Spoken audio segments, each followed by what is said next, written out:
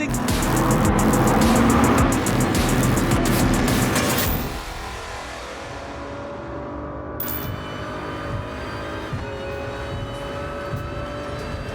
Hello and welcome to the 2020 FIA Gran Turismo Championships. We are live and in the studio for the first time, my goodness me, since I think February, the last time we were together, Jimmy? Been a long time, man. Been a long time. It has been a long time. My name's Tom Brooks, alongside me, as ever, Sheddy Irvine himself, Jimmy Broadbent. Thank you very much. Had to get that one in nice. Feeling good. As always. Steve still haven't got rid of the lockdown cut yet. No, not yet. No, I've been too busy being stuck in that head in the jar CGI screen that we had for a while, so it's just got out. So maybe soon. Next time, perhaps. So we're here today for the EMEA Region Top 16 Superstars race. It's the end of stage 2 of our online season, Jimmy, and we've had some brilliant racing, I think, in stage 1 and stage 2. Just thrilling action from like Nations Cup, Manufacturers Series. In particular, Nations Cup, we've got to highlight Valerio Gallo, Baptiste Beauvoir. They've been the two big names there, haven't they? Yeah, definitely. I mean, it's great to see this emergence from a new talent coming out. We're used to seeing Mick Hazal. He's been the one that last few seasons just stomping everything, but he's not been here. He's been studying because he... What's that? I know. It's like he's got to get some education or something. I never, like that, and I'm fine. What are you talking about? More by luck than judgment, I think. Lots of action to come for you here today in the Nations Cup and the Manufacturers Series. At the Nations Cup, we're at the Circuit de Sainte-Croix, as you can see behind us on the Gran Turismo F1500T, a fictional take on an 80s F1 car. Awesome thing. Terrifying. But awesome, I love it. And then for the Manufacturer Series, we're off to the green hell itself, the Nürburgring 24-hour layout, one of my favourite circuits in the world in Group 3 cars. Can't be a better Nürburgring, Tom. It's going to be an exciting combination, that, isn't it? I mean, we've seen some brilliant racing in our World Tour events there. If you hark back to last year, the final we had between Toyota and Mercedes-Benz, in the top 16 Superstars, there's a lot to play for still between these guys. Yeah, 100%, but that's later on. Now is Nations Cup, and the two big names you have to talk about, Valerio Gallo and Baptiste Beauvoir. These are the guys been to watch for pretty much the entirety of this series so far. We've had new drivers come in, a couple of Swedish drivers making their debut as well. Nice to see the Swedes getting involved as well, but it's definitely been a two-man show. It certainly has, yeah. Valerio Gallo, Baptiste Beauvoir, the names on everybody's lips, I think it's fair to say, up until this point. Fighting at the top of the championship, just 7 points separating those guys. And in particular, last time out as well, it was hugely exciting. The Pagani Zonda was the car. The Nürburgring GPF circuit was the track of choice. And here is what happened. The 2020 FIA Gran Turismo Championships top 16 Superstars for the EMEA region. Here is about to get underway as Mangano leads the field over the timing line. The race is green and we are racing there. A penalty already there for Beauvoir, so clearly a bit of contact between himself and Swiderick. They're still side by side into the following left-hander. The Polish driver Swiderick on the inside. He's through into 4th place. He's being hung out to dry really roughly here is Beauvoir. He's down into 5th place. That's going to compound that penalty. That is a very bad start for a man who is fighting for the lead of this championship. Baptiste Beauvoir all the way down to 10th place, and another penalty as well, and he's very upset now. I'm just watching his camera. He's not looking very happy, Tom. I don't speak French at all, but I can guarantee there are some very colourful French language coming out of his mouth there. He looks very frustrated, as you can see at the moment. So tyres the quicker compound here. Look at Gallo going for a dive on Giorgio Mangano down to T1. The two Italians side by side at the start of lap 2. Gallo on the outside, Mangano on the inside. They're going to flick it left. Mangano does hold on, but Gallo keeps the pressure very intensely on his compatriot. Gallo's still going to try and hold the long way around the outside. They're going to flick it right if he can hold it through there. That'll be very brave indeed, but he just has to back out of it for a few moments there. Gallo versus Mangano. This is a great scrap. Now here we are. This is interesting. We had our first of the soft starters coming into the pit lane. That's Gallo on lap 6. He's going back onto the soft tyre. So what that tells me is he's going to go soft tyre until probably about lap 14 or so, and then come in for that medium tyre for the last lap. He comes out just alongside Sibilia, just slots in there in 4th place. That's good for him. And of course, look, Baptiste Beauvoir, look how much closer he is now. Who's that? So we expect to see those pit stops switch around as time goes on, and you see there Beauvoir having to brake earlier on that medium compound. Mangano caught out a little bit, a tiny bit of contact between the two drivers, and it looks like now that Beauvoir has abandoned that idea and it's going to come in for the soft compounder tyre. I expected him to do that. He's, yeah, exactly right. As you say, onto the softer compounder tyre. You want to get off those as soon as you can because it's just so much slower. 1.3 seconds, especially around here, is a week, and he was just only going to hemorrhage time more than anything. Here comes Beauvoir, going to dive down the the inside of the final turn. Side by side we go. Frenchman versus Portuguese driver. Beauvoir on the inside line. Salazar giving him racing room. Very close between them. Just a few inches separating those two drivers. And now it is side by side down the start-finish straight. We can see Salazar's composure behind the wheel of the car, but he's absolutely relentless performance from Baptiste Beauvoir just allows him to hold on to 6th place, get ahead of the Portuguese driver, and now he's got a bit of clear track in front of him to put the hammer down. Okay, so Giorgio Mangano's in as well for his pit stop. Of course, he's not taking the tyre either, so really... This is interesting, is it? Okay, so onto the... What about... Okay, so hang on a second, we're just trying to figure this all out. So the top 3 coming in now to the medium component tyre. Coque Lopez has... My brain. Yeah, I'm just trying to work it out. Coque Lopez has run the medium tyre. He started on that, of course, but this is going to be interesting to see how it all works out. It's an opportunity to do so. Lopez knows that he is there. He tries to pull out and try to defend that line. He goes defensive in towards the chicane. Side by side we go. This is for 4th position on the final lap. Lopez on the inside, Beauvoir on the outside, very close into the chicane. Maybe a bit of contact between them, and no opportunity presenting itself for Beauvoir unless he has a dive, but he doesn't. Giorgio Mangano brilliantly wins the top 16 Superstars Nations Cup race. Valerio Gallo makes it an Italian 1-2 here. So some really exciting action you can see happened last time out in the EMEA region. Brilliant action from the 2 Italians at the front end of the field, Giorgio Mangano and Valerio Gallo in that one. And also a great recovery from Baptiste Beauvoir. Yeah, but importantly for Valerio Gallo, of course, he managed to then extend his lead slightly in the series because, of course, better result. Big drop for Beauvoir there. It happens, though. It happens. Sometimes you just don't get a good start, get a bit muddling, you get the penalty. You get one every now and then. Yeah. Damage limitation, I think, for the Frenchman there. Let's have a look, shall we, and see the championship standings. They'll come up on the screen behind us now. It's like being on countdown. I'll have 2 from the top and 4 from That was anywhere really else. Good timing, man. I like that. It's just like we've practiced this. You can see Valerio Gallo at the top end of the field ahead of Baptiste Beauvoir. Just 7 points separating those guys? 7 points. I mean, realistically, in the top 4 there's still a chance for any of those guys to sort of swap around and maybe grab a win if they have a great result. But, you know, it is between Gallo and Beauvoir. 7 points there. That essentially means whoever does better in this race is going to be the one taking it too. Yeah, absolutely right. You can see a new name in there as well. Well, a familiar name to some people, Adam Sassuolo. More on him a little bit later. But Valerio Gallo is the man we want to talk to. We caught up with him a little bit earlier on, find out what he has to say about his season so far. So, Valerio Gallo, you're leading the championship for the EMEA region. Mate, I mean, just like you've been on a roll this year, I think it's fair to say. Like, hugely impressive performances. How are you feeling after this year? Yeah, I mean, in this season, I improved a lot. I saw that I got so many results in these last races.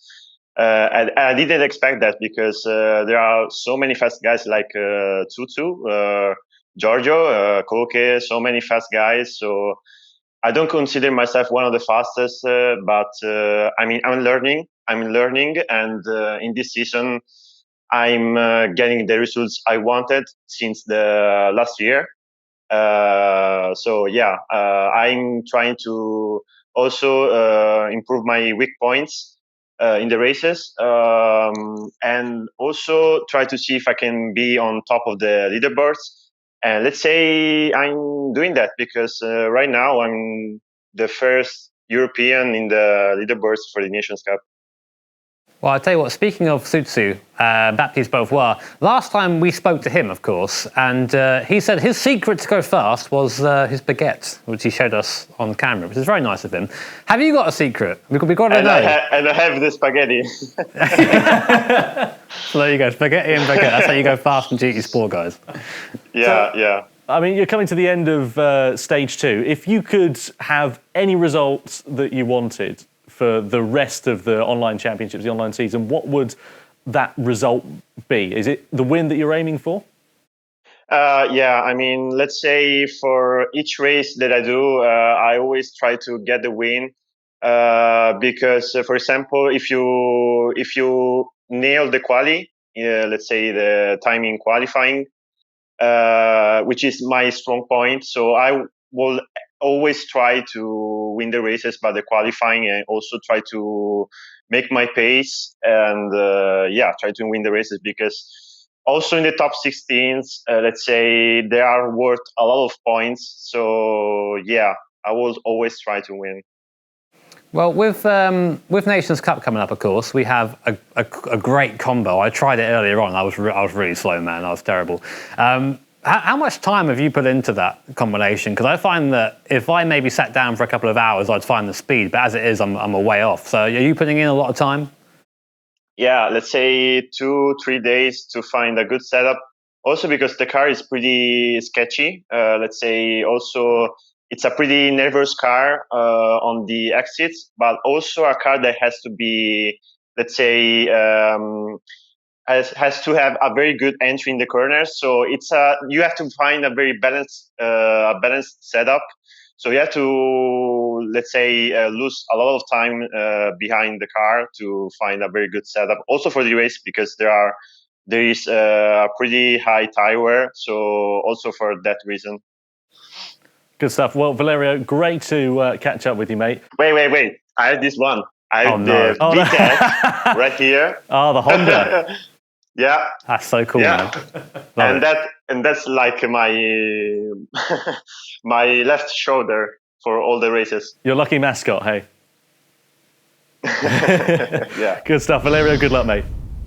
Right then, so just getting ready for the race now. Of course, I'm here in my F1500T. And Tom, not so much, mate. No, I am in the Toyota Supra. This has got 335 horsepower, an inline 6-cylinder engine, 0 to 60 in about 4 seconds, so a very, very capable road car. But against that Formula 1 car, I'm not so sure. I've got a 1-20 head start. It's going to be pretty close. Yeah, we think a minute 20 is enough for Tom. He's probably going to spin a few times as well, bless him. He's not been doing too well in practice, so... Thanks very much for that. Speak for yourself. Lights out and we go racing then.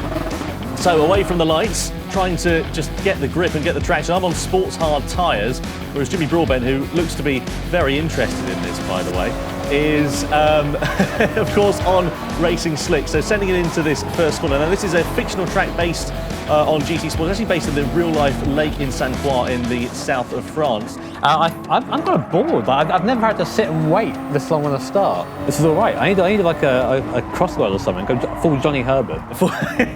Okay. All right, I'll try and give you a crossword clue. 3 letters, 4-legged animal that barks. Oh no, that's hard, isn't it? It is. Walrus. So what? You got 20 seconds left, Tom. How are you feeling out there? Better than I was 20 seconds ago. All sorts of sideways, as a famous Jimmy Broadbent was once say. I tell you the problem in a road car is that you've got nowhere near as much grip, so I'm having to use the power to try and turn the car, basically. Shall we go chase him? All right then, let's go get him. All right, Tom, you have a 1-20 head start. Here I am now in my F1 car. So again, this is based, modern interpretation of an 80s style F1 car, which means only I think a 1.5 litre engine, but the turbo, the turbo the size of Tom Brooks' head attached to the side of it. So we produce about 800 to 900 horsepower, but right at the top with that nearly 4.5 bar of boost, which is a obscene amount, which is why coming out of slow corners is actually quite scary. Also got quite a bit of downforce and some big old fat, soft, slick tyres. So yeah, I think that Tom's got his work cut out. He was going to be able to stay ahead of me. I've got my work cut out to stay on the blooming circuit at the moment, Jimmy, to be honest with you. I'm all over the shop here. You can tell that you're a sim racer and I'm not. Oh, don't you start. He was giving it all this beforehand, and now he's like, oh, yeah, well, I'm not a sim racer, Jimmy. I couldn't possibly beat you. I mean, I'm not a very good sim racer. We started at 1:20, already down 30 seconds to 50-second gap. How are you feeling, Tom? Slow, to be honest with you. I'm trying to get on the power, but again, the problem I've got with sports hard tyres is that I'm just sliding all over the place. It's like a dog on a polished floor, this thing. Oh God, you're nearly in the same picture as me, aren't you? I'm braking for it and you're coming onto the straight. So we're just on the same straight now, just. So now this is the speed difference down the straight. Tom's top speed as I see him get all locked up. I think he survived. Was it top speed like 160 down there, something like that? Yeah, something like that. We're doing 215 mile an hour now. I'm just coming through these sweeping bends, which have been my Achilles heel, I've got to be honest with you, throughout the entirety of this. Oh man, it's going to be close. It's really going to be close, isn't it? I'm trying to keep it on the straight and narrow, but I can see you coming up. I got a yeet now. Oh no, I can't get the power down. Come on, penultimate corner! Penultimate corner! Oh, I see him. I can't turn in. I see him. Oh, this is going to be a drag This is going to be a drag race, isn't it? I can tell. Okay. No, this can't be this close. Right, one more corner. Come There on. he is. There he is. Come on, Brooksy. No, you're wide. You're out wide. Oh, no, he's off. Come on. Come on. Come on, Brooks. No. Oh, there it is. Oh, I don't believe it. All you need is 1,500 horsepower or something like that. Oh. Easily. See that? Not even worried for a second. Not even worried. Well, good effort, Brooks. Thanks, Jimmy. I mean, solid driving, as it turns out. Well, pretty close that one, wasn't it? I had it in hand all the time, man. It's just mathematician me. Easy. Yeah, thanks very much for that. Yeah, you really showed me up. I mean, my poor driving talent coming right to the head at the end of that one. Mate, it's a tricky track. It's a lot of kind of corners just mashed together. You usually circuit for a flow. This kind of just has half street circuit, half traditional circuit as well.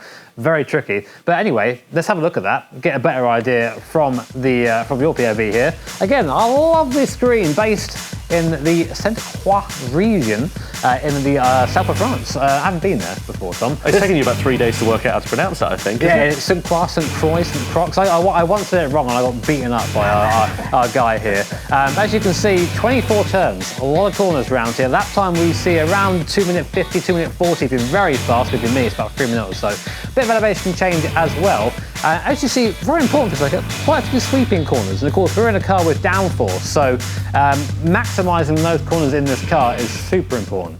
Yeah, it really is. I'm excited to see how these drivers are going to be actually faring at this particular circuit because, as you said, a really unique challenge with the barriers being so close. It is almost like a street circuit, and we know these cars, as we mentioned earlier on, they're like being on a knife edge, so there's probably going to be a bit of contact with the barrier at some point. Well, if it's me, yeah. But luckily I'm not in the race. But, you know, we've seen as well, another big thing we haven't mentioned yet is it's a standing start. And standing start, when you have 900 horsepower and incredible turbo lag, be careful or you're going to be facing the wrong way before you even start the race. Well, we've seen in other regions as well, that start can be pretty crucial, can't it? Because if you start right at the sharp end of the grid, you make a poor one, you can end up down lower half of the top 10. But because that lap is so long, those gaps get pretty big pretty quickly. Yeah, practice, you know, that's where it's really good to practice in that scenario. Speaking of practice, something that we haven't really mentioned either is that this race, this Nations Cup race, is an open setup. Tuning is allowed. So drivers have had to, first of all, practice the car, which is enough in itself, trust me. And then secondly, go out and find a setup that really gets the speed out of it. I've seen a lot of the guys running a lot of rear camber out there. We've seen some qualifying clips of tyres like that. Stance Nation. The last time I saw starts like that was at McDonald's meet-up in a car park, which shows you how I spend my weekends, I think it's fair to say. Drifting around on the trays. Like. Oh yeah, absolutely. You know how it is. Yeah. It's going to be pretty interesting to see what these drivers are doing, because some of them put in like 20 hours of practice prior to these events. I mean, I don't know where you find 20 hours to do it, but it's just like their level of dedication for this is unreal, isn't it? Yes, Matt. I mean, I say a lot. We have a kind of unique situation in sim racing where we can have that time. Limited testing in real world. You can't just go and go, I'm going to do 20 hours in my Mercedes F1 car. No, not allowed. Banned for that. But here you can just go and drive until your heart's content. So qualifying has just started. Then you can see the drivers out there on track for the EMEA region. Very short qualifying session here for these drivers, Jimmy. And you were mentioning about the rear camber. Look at Marcus Connaughton. I mean, the thing is, like, we talk about tyre wear in these races, and there is a 6-time tyre wear for this race. The inside of that tyre is going to be on fire. It really is. That is how you burn the inside of your tyre. But I think the goal is to try and get the car to rotate more. That's what you're trying to do with that camber there, trying to get the car to have a little bit more grip at the back, a bit more pointy. And I think when you have a car like this, which has a little bit of understeer naturally when you're driving it, having that camber really does help. And you can see Adam Pasquillo there in the Williams eSports livery, also with the same strategy. So it seems there is a common tune around here that's winning out over others.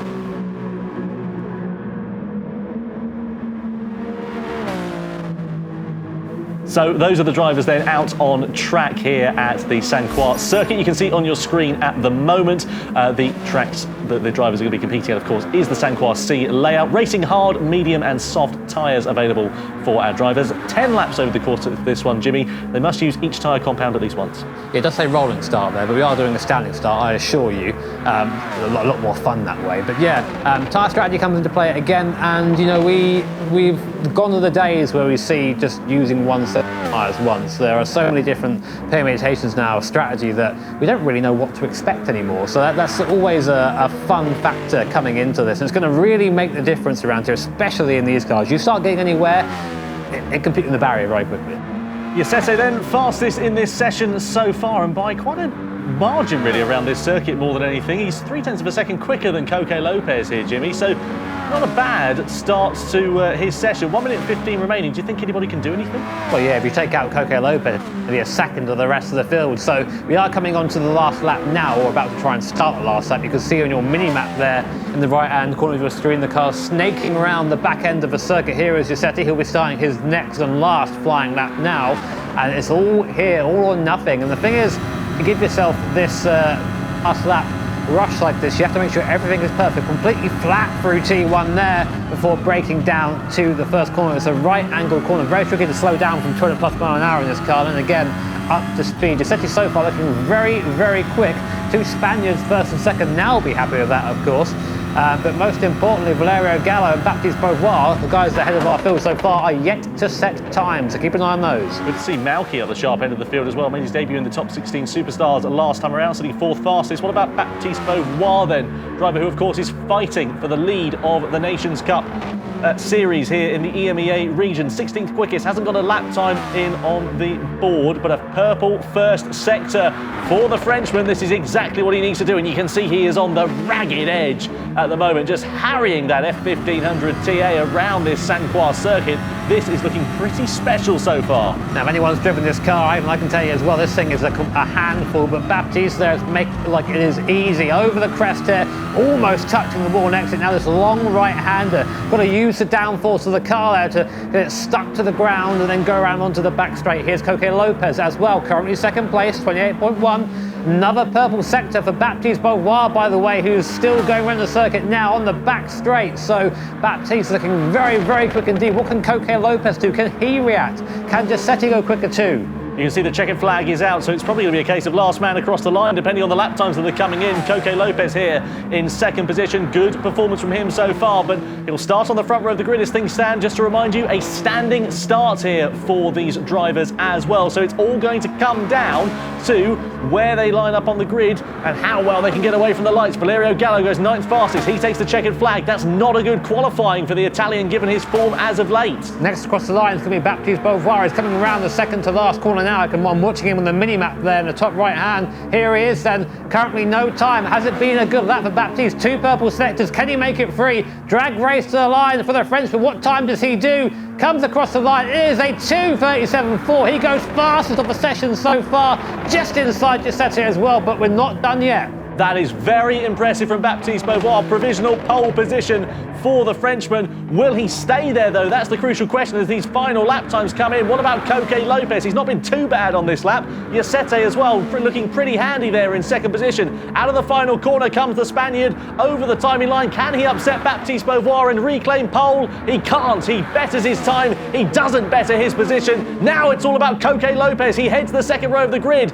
Over the timing line he comes as Sassuolo improves into 7th. Lopez improves again in time as Swiderick in the wall in the penultimate corner there. That's compromised him, and he's gone down into 5th place as Malky improves to 4th at the end of the session. Great effort there from Lopez as well. So nearly upset his countryman. Rick Cameron there, late runner, comes through into 5th position. Can Giorgio Mangano improve from 10th from the grid? He comes across the line now, and it's good enough for one more position. But big story there. Big story is that Valerio Gallo is 12th place. Baptiste Beauvoir, his rival, pole position. Well, goodness me. Well, work to do then for Valerio Gallo. On the other side of the coin, brilliant for Baptiste Beauvoir. He had 1 flying lap at the end of that session, left it to the end, and his pace was untouchable. Almost just reeks of confidence, doesn't it? It's like, you know, I haven't got to do any more than 1 lap, and obviously had his pre-race baguette. Obviously it's working well for him. Seems to be the case. I'm intrigued to see what's going to mean for the race conditions, though. We know that qualifying is one thing. Under race conditions, it can be completely something else. Yeah, when we see now as well, of course, getting a good start here is super important. You can just go back down the field if you spin those tyres. So first bit's done for Baptiste, now he's got to do the hard bit. Yeah, exactly. 10 laps of the Saint-Croix circuit. Let's get ready then, shall we, and head over to the grid for the start of the race.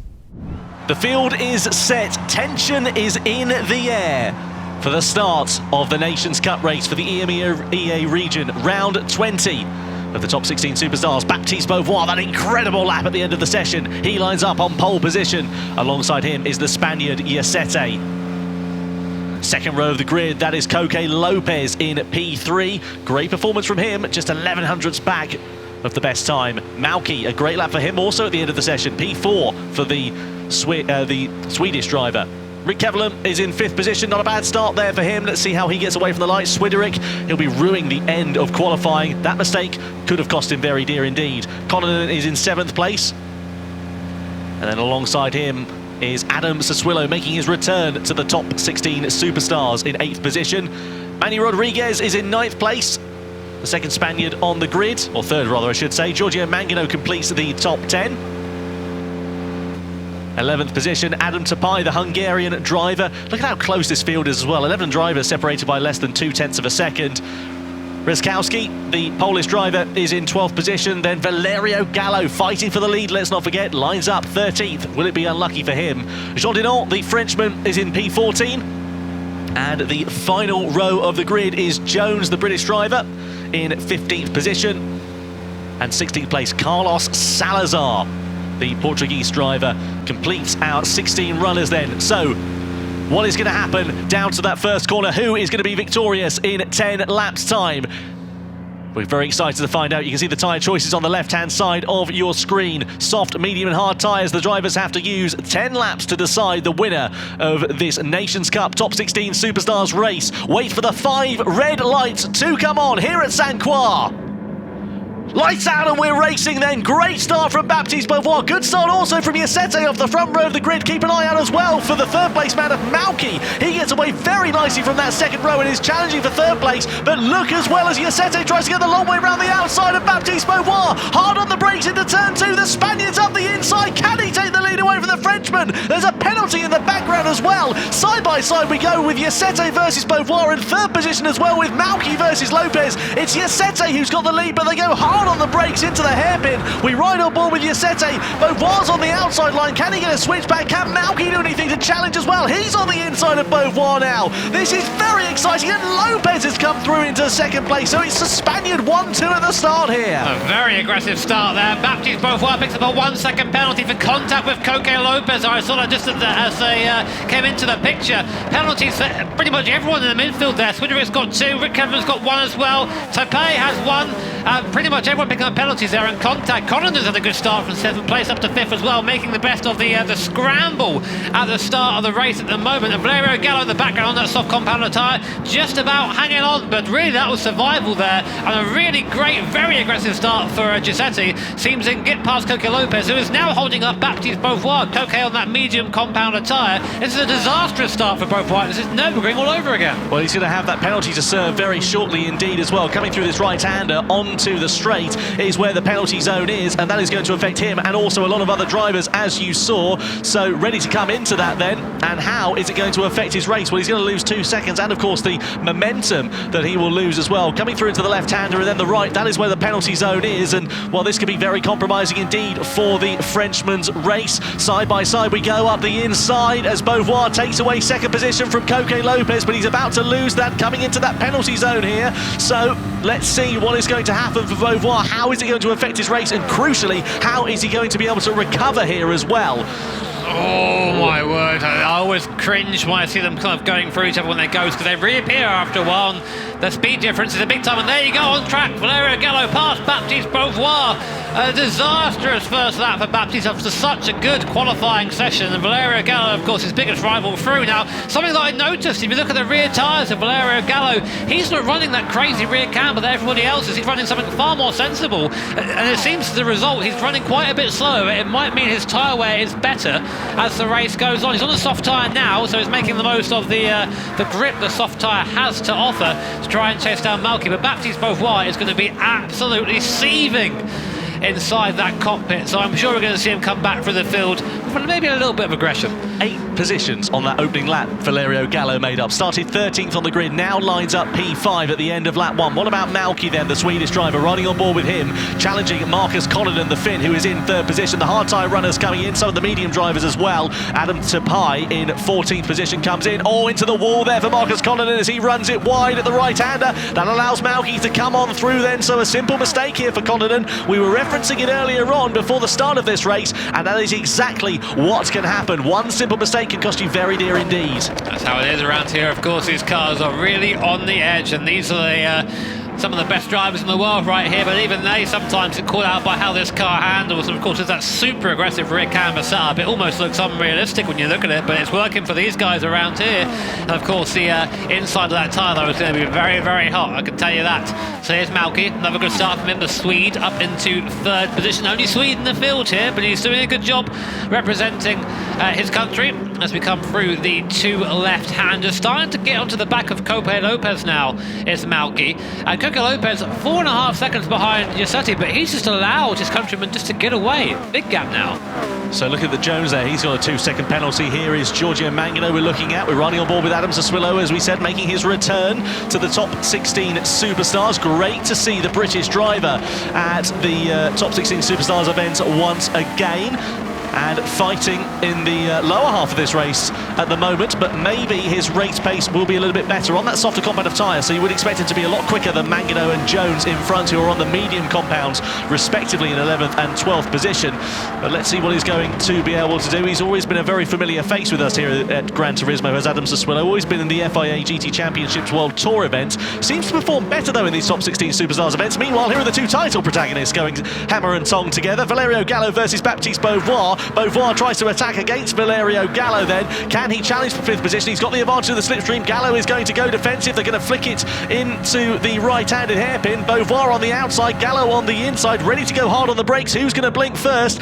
It's very close between them. Gallo holds off the charge of Beauvoir, runs it a bit deep though. Does that allow the opportunity on the exit for Beauvoir? It certainly does. A simple switchback for the Frenchman, and 5th place is a bit of a moment there for Gallo as well. Yeah, Gallo sort of gave that one away. He was just went a bit too deep into the corner. He had the corner. He just, I think, got a bit too excited and had a bit of a wobbly moment there. That's going to unleash Baptiste Beauvoir. Of course, he's had to sit up behind Gallo for most of the last lap, so those soft tyres are going to be a little bit worse to wear at the moment. There is Gallo now under attack from Rick Kevelam behind as well. Great to see these F1500 cars being used. They just bring, I think, a certain style of race with them, and always having that big turbo there, pretty much ready to chuck you off the course at any opportunity. It adds just another level of excitement to these races. Speaking of, Rick Kevelam drafting 205 mile an hour. I saw for a second go on Gallo's clock. Kevelam goes up the inside, but he goes in deep, blocks Gallo on exit there and keeps the place. Gallo there, I think, had nowhere to go apart from to slow down, let Kevelam sort of garry it up again. But a good pass by Rick. He goes up into 6th place. This is a frantic race. Here's Beauvoir on Connaughton, then the fight back through the field for the Frenchman. He's into 4th position. Oh, a bit of a side there for Connaughton. He's got the side-by-side on the exit. They're going to flick it left though. That allows Beauvoir track position. It allows him to hold on to 4th place, so the Frenchman is absolutely flying out there on lap 3. This is exactly what we love to see from Baptiste Beauvoir. Commitment to the extreme, and he is doing a very good job of, well, damage limitation after another torrid first lap in the Nations Cup. And, well, he could be on for a podium here if things carry on as it stands. He is so quick. In terms of the sector times, he was fastest overall in that first sector, to the surprise of nobody at all, I'm sure, up and down the field at the moment. Yeah, I mean, he's got the bit between the teeth now, really just trying to get up and gain as much time back as possible. The thing is, Giuseppe's already been given a gift of what is essentially 7 or 8 seconds over Baptiste Beauvoir behind. So look, see behind, there's no one there even in the same frame as the Spaniard at the moment. So all he's got to do is just keep driving, keep it between the white lines, and just try and keep doing what he's been doing so far. There is Coque Lopez, here is 2nd place, and then Malky, the Swede, in 3rd. A relatively new name to these races, but he's been very impressive, and is doing that again right here, coming onto the back straight. What's that speedometer there on the bottom right angle of the screen? There's 5th gear, and this thing is still accelerating up to 200 plus mile an hour. You can just see that little dot in the distance. That is Giuseppe. That's how far he's of a gap he's made so far. We're now coming down to the braking zone. Where's he going to brake? brakes just before the 100-metre marker, scrubs off all that speed, goes a little bit deep there, has to go off the throttle to catch it. That's a medium compounder tyre, not quite the same grip as a soft. You can see the boost bar on the right-hand side of the rev counter as well, flicking up and down like it's broken really more than anything, because it's just so much boost going through there, and it is like a switch in these older style of Formula cars. You can see it there just going absolutely haywire as he tries to get on the power, and he's doing such a good job, is Coque Lopez here at the moment, of just driving that so smoothly. On the medium compounder tyre he is at the start of this race. Now a crucial question is here, Jimmy, we've seen it in other regions where some drivers are doing 2 or 3 stop strategies. I'm intrigued to see what is going to happen as Christopher Malky, I should say, and Baptiste Beauvoir come into the pit lane. Soft to soft here for Beauvoir, so he's going to be 3 stopping as I say that. Yeah, so a couple of guys going for that 3 stop, but we have seen it work before, I think, so we might see it work again. Here is Beauvoir now 5th place. There's Malky. Look how much closer they are now. Of course, there is a fuel stop in this race as well, so I think Beauvoir may be just foregoing a bit of fuel just so he can get a bit closer to the guys in front, get into that clear air and use that soft tyre again. So Malky on the medium tyre, don't suspect he'll fight this too much. No, he doesn't. He just kind of goes to the outside. Will he try and defend coming in to the right-hander? No, Beauvoir goes straight through. In the background, Depay picks up another penalty, another second there for the Hungarian driver. He's had a few this race already. That's not going to help him out at all. But Beauvoir now up into 4th place. What can he do from here? The camera on those rear tyres for Baptiste Beauvoir is unbelievable, isn't it? It's mad. I mean, obviously it works because a lot of guys are running it out there, but it's odd to look at. You'd think that they'd probably pop by now, that camber. Adam Depay, 3-second penalty there in 6th position. That's not ideal for him at all, and he could be set to lose out to Kevlin possibly, and possibly Jean Denon in 2nd, 7th and 8th position respectively there. So let's keep an eye out here for Adam Depay. Things have clearly not gone his way, whether that's due to contact, whether it's due to track limits, we're not 100% sure at the moment, but either way that is going to significantly compromise his race as things stand. We're on lap 4 out of 10 here in this Nations Cup race.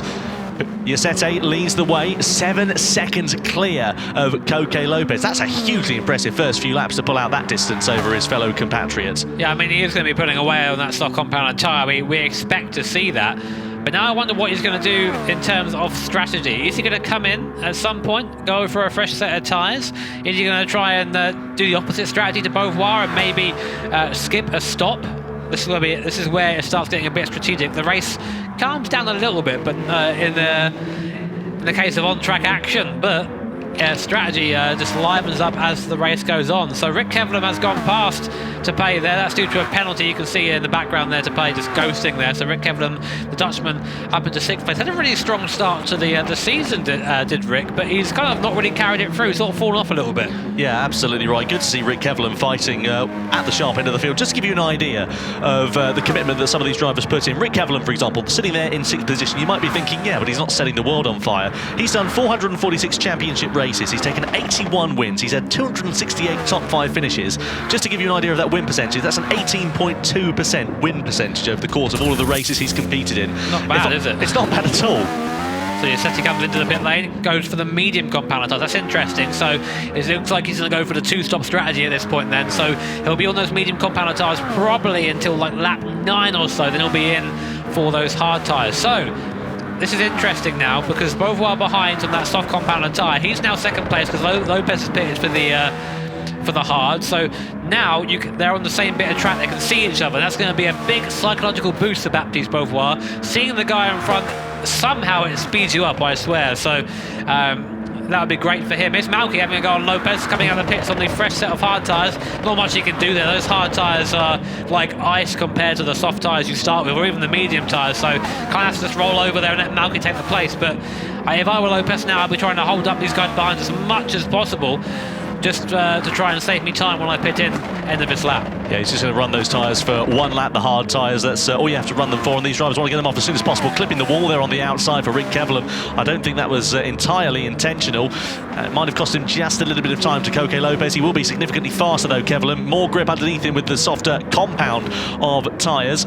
At this stage, midway through the race we are now, lap 5 out of 10 here at the Saint-Croix circuit. So I wonder how long it's going to be before Kevlin is going to be able to launch an attack on Coque Lopez here. Of course, Lopez will be coming through into the pit lane at the end of this lap, so that will essentially register this battle null and void, but that doesn't mean It's over for Coque Lopez. He, of course, has got that hard tyre out of the way. Will probably run the mediums now until the end of the race, whereas the likes of everybody else, of course, still have to make their stops. Let's see what will happen then.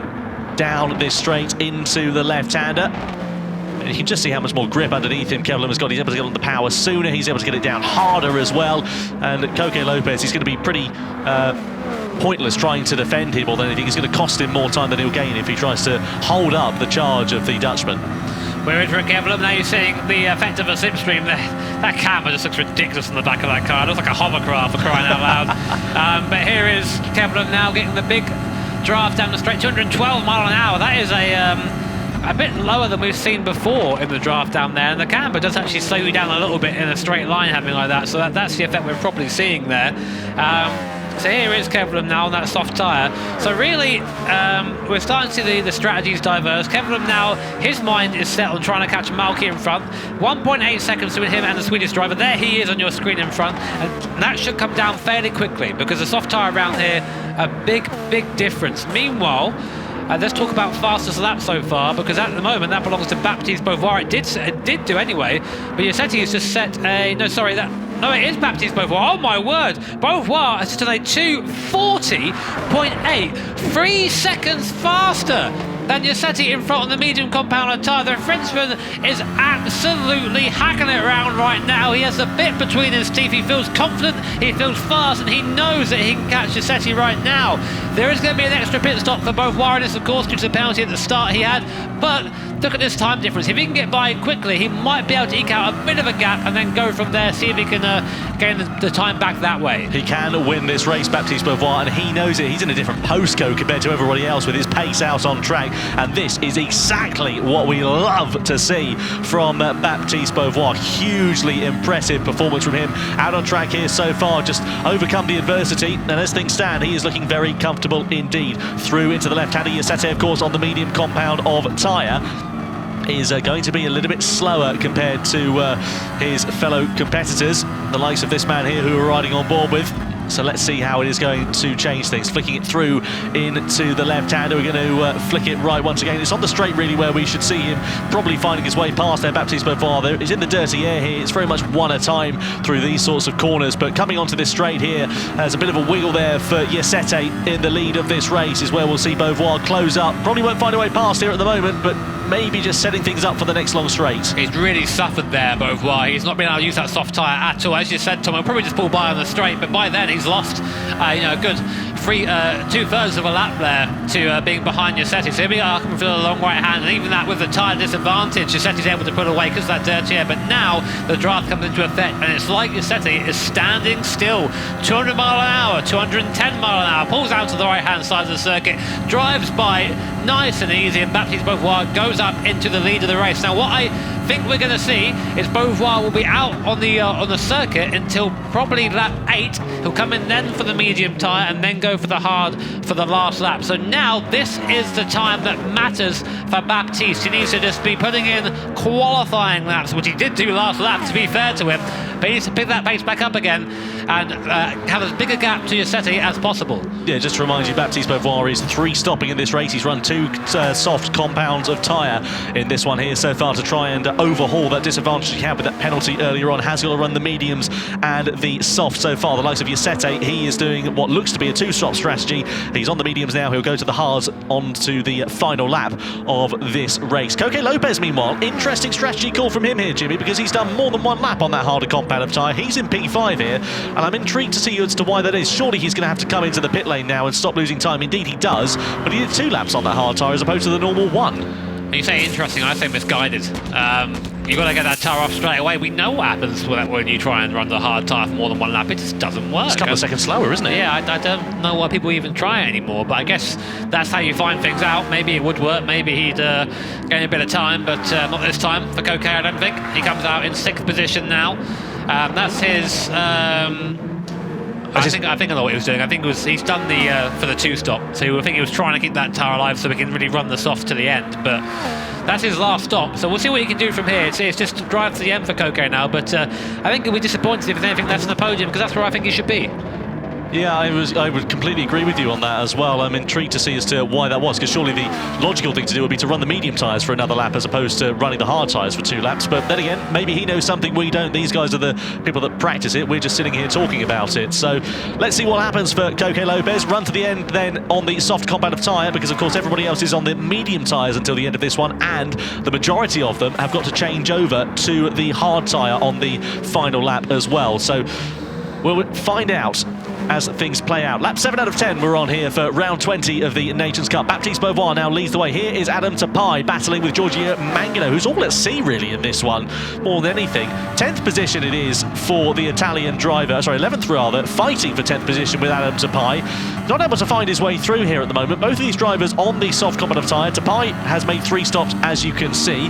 Mangano only made the 2 stops, but still not at the sharper end of the field so far. Yeah, Giorgio just hasn't had the pace in these cars. He doesn't seem to be able to unlock the speed that everybody else is, which is a real shame for him, of course, because he won last time out. I think he did in our last broadcasted race. So this is quite a different thing. Here's Adam Tapai. I've not seen him for a while. He's come back. Nice to see him back and out and driving again. I think the first race I ever saw him was him driving around Saint-Croix, so it's good to see him back there. He's running currently in 8th position, middle of the field pretty much.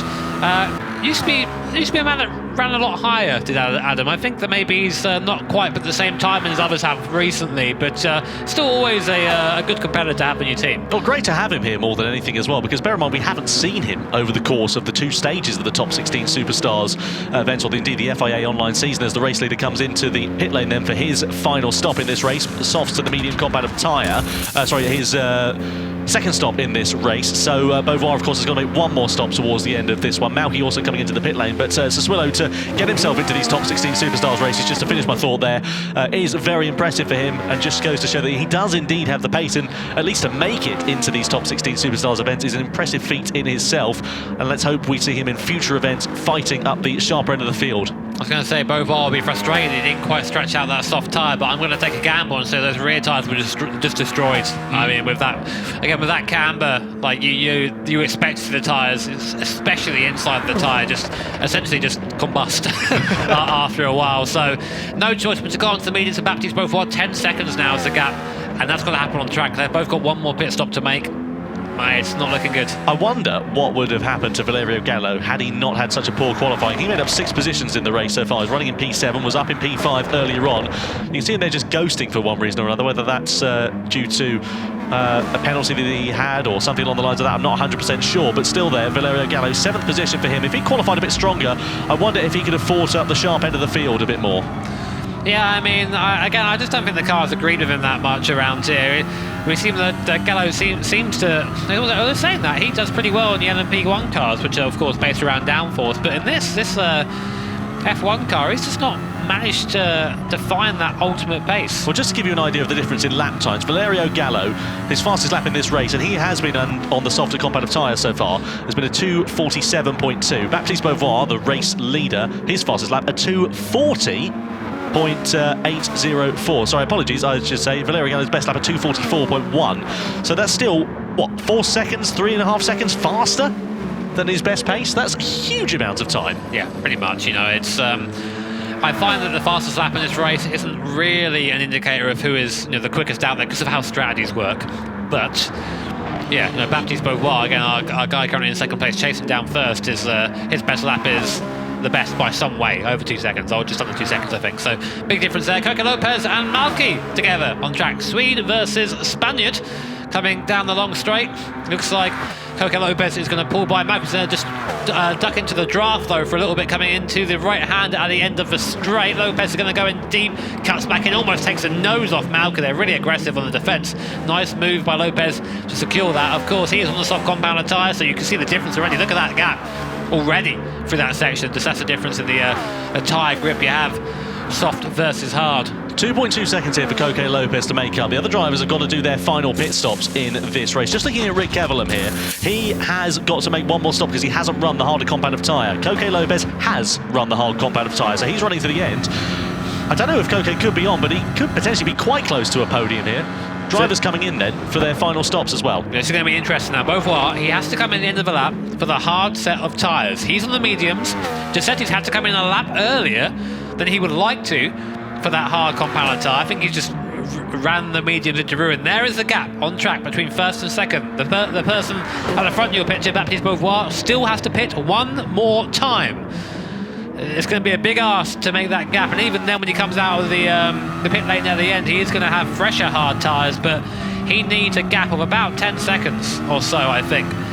So tyres are a crucial point in this, but I do wonder whether fuel might have been another reason as to why these drivers may have come in one lap too soon, perhaps, because they're very heavy on fuel, these cars, with their turbo engines, constantly spooling them up.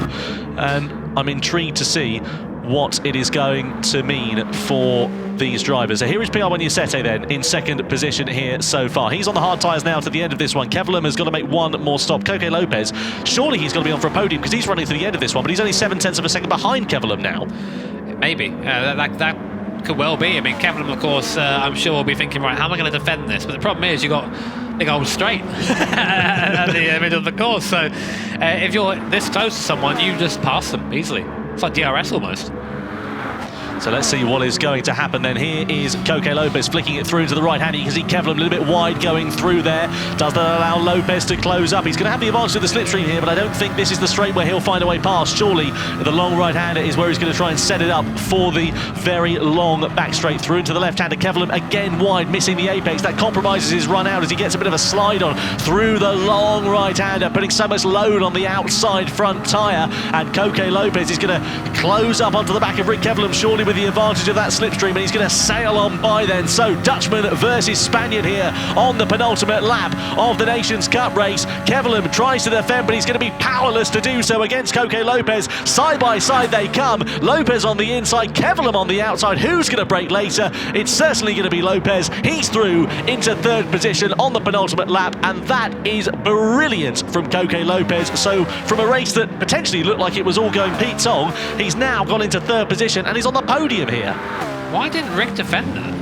Oh, it's Sassuolo's had a problem here. Oh, and Gallo, there's been contact there between the two, clearly. So Valerio Gallo and Adam Sassuolo have come to blows. A penalty there for Sassuolo would indicate that he is at fault. But the two Williams Esports teammates, well, the first rule in racing is don't take out your teammate. That is an unmitigated disaster there for him, and that could potentially compromise Gallo's fight at the front end of the field. Oh, there's a gap there. Beauvoir versus Giuseppe. Of course, Giuseppe is doing about 200 miles an hour passing there, so that gap has now come right down to 2.6 seconds. It just leaves you wondering what could have been for Baptiste Beauvoir. He's got one more lap to try and catch up with Giuseppe. I don't think he's going to be able to manage it. This is some big mistake there for the Spaniard. But realistically, he's only got to gain about 2 seconds as opposed to 2.7 by the back straight. If he can get onto him for there, then maybe we can see a draft pass coming onto the last lap. So it might not be over yet for Baptiste Beauvoir. It's a tall ask there for Baptiste Beauvoir. I have to say, if he was on the medium or the softer compound of tyres, I'd have a little bit more belief that he'd be able to do so, but I think it may be a bridge too far. Regardless, given where he was sitting on the first lap with that penalty, this is a very impressive performance for the Frenchman. Take nothing away from him. Giuseppe has just driven very nicely and has had a bit of an easier time out there on track, and as such he's now leading the race. 2.4 seconds, the carrot dangled in front of Baptiste Beauvoir, but I just wonder if it's going to be possible for him. I don't know. We're starting to get the crunch time now, and you can see this Beauvoir is just quicker through this section. He's a bit quicker, he has a bit more confidence on that hard compounder tyre. I think it's not going to be enough though. The gap is coming down pretty much corner by corner, but we're running out of time now. Only half a lap to go here. Nations Cup round 20.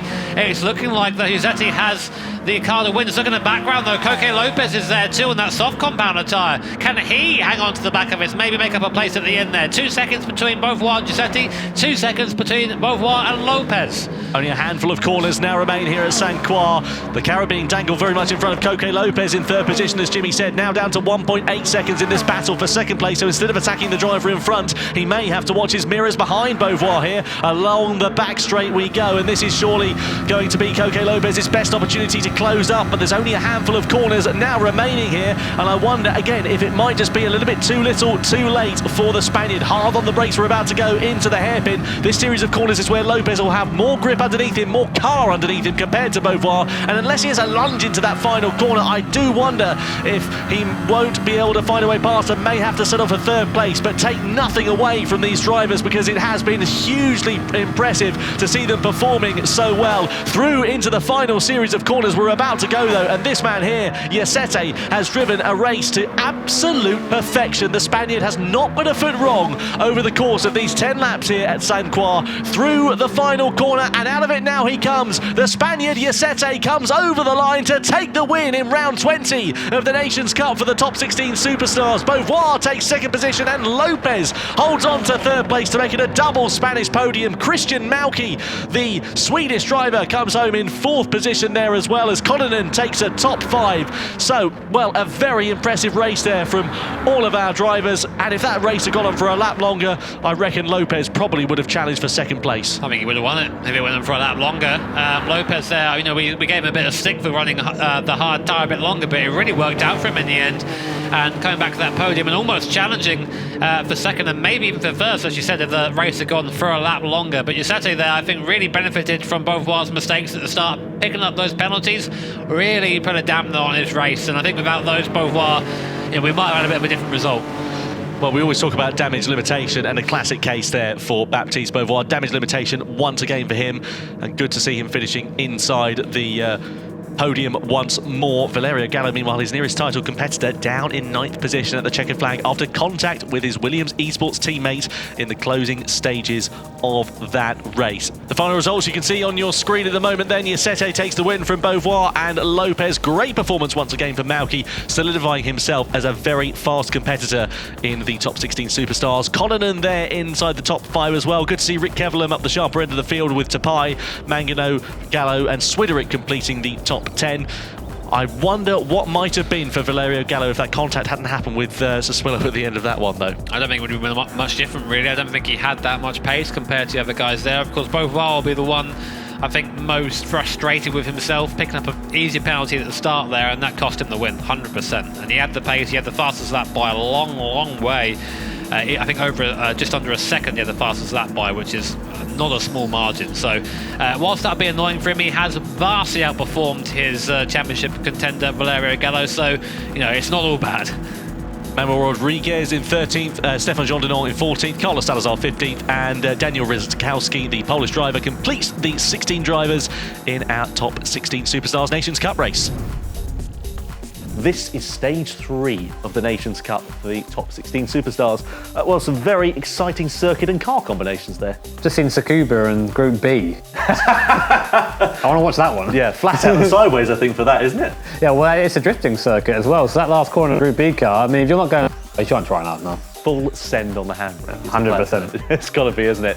You, of course, can get involved in the online season for the FIA GT Championships as well. Just get yourself onto Gran Turismo, get yourself onto Sport Mode. All of the information, all of the terms and conditions are on there. And you never know, you might end up being commentated on by a couple of Wallies here as well. Speak for yourself, I'm great. Modest as well. That's what we love about Jimmy, to be honest with you. Well, of course, the Mazda time trial event is something that's been taking place on Gran Turismo over the last few weeks. We've seen some, well, very fast lap times with our drivers, haven't we? Well, I had to go at it myself, and I multiple hundreds of pages away from the top. So, yeah, very quick there. Yeah, absolutely right. And the man, of course, who was fastest was Igor Fraga. But if you want a bit more information about exactly what that event was all about, have a look at this. So Fraga may have been fastest overall in this one, but the man who was very close behind him was Takuma Miyazono, the winner, of course, of our World Tour event back in Sydney. And a side-by-side comparison here, Jimmy, just shows how quick they were at Spa. Yeah, it's a really cool thing that we can do with sim racing in this, where we can just essentially overlay the lap on top of each other and see these very subtle differences that, in the end, made the difference between first and second place. You see at this point, visually, they're pretty much just neck and neck at this point. It's very hard to tell them apart at the moment, but we also have their inputs on the screen as well. You can see at the top end of the screen there of how everyone is. See, they're just completely matching each other top speed-wise there. You can see the way that Igor Fraga comes off the brake a little bit less aggressive than Miyazono. The trail is a bit neater. yeah, a couple of tenths of a second, a couple of hundredths of a second rather, I should say, faster than Takuma Miyazono in that first sector was Igor Fraga at that particular moment. Down in towards Rivage of turn 8, then again you can see him just trailing the brake a little bit longer there for Igor, a bit smoother on that transition, flicking it through into the left-hander of Ix and then coming downhill in towards Pouon. Now this will be interesting to see the commitment between these drivers here. What are they going to be doing on the throttle and the brakes?